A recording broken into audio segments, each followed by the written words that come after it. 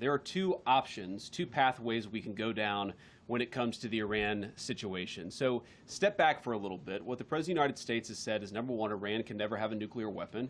And I think it's important for the American people and all of you to appreciate that when we say that, it's not just that Iran cannot have a nuclear weapon, it's what would happen if the Iranians did get a nuclear weapon. We know that a lot of nations all across the Gulf would then want their own nuclear weapon, and then a lot of nations all across the world.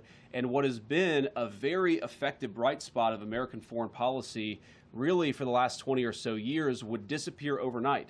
If you have every country in the world scrambling to try to get a nuclear weapon, it would make us all much less safe. And Iran would really be the first domino and what would set off a nuclear arms race all over the world. That's very, very bad for the safety of our country. As the father of 3 young kids, I don't want them to inherit a world where 20 additional regimes, half of them very dangerous and very sympathetic to terrorists, have nuclear weapons. We want to keep the number of countries that have nuclear weapons small, and that's why Iran cannot have a nuclear weapon, on top of all the other things that we might be worried about, that they themselves could use it, that they could use it in leverage and economic control or economic negotiations. We just don't want them to have a nuclear weapon. Now, what we did here is that we effectively degraded their conventional military capability.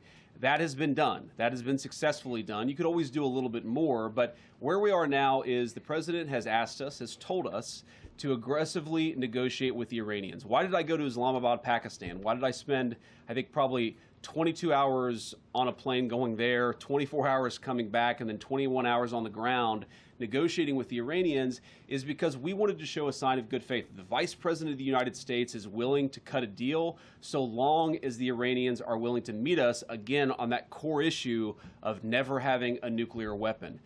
We think that we've made a lot of progress. We think the Iranians want to make a deal. The President of the United States has asked us to negotiate in good faith, and that's exactly what we've done.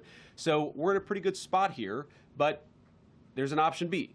And the option B is that we could restart the military campaign to continue to prosecute the case, to continue to try to achieve America's objectives. And we could talk a little bit about what that looks like, but that's not what the president wants, and I don't think it's what the Iranians want either.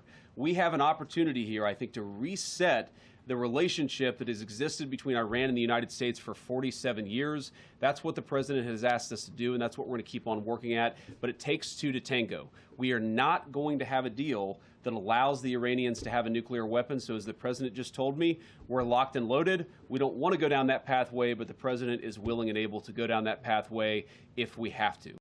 Support journalism you trust. Support PBS News.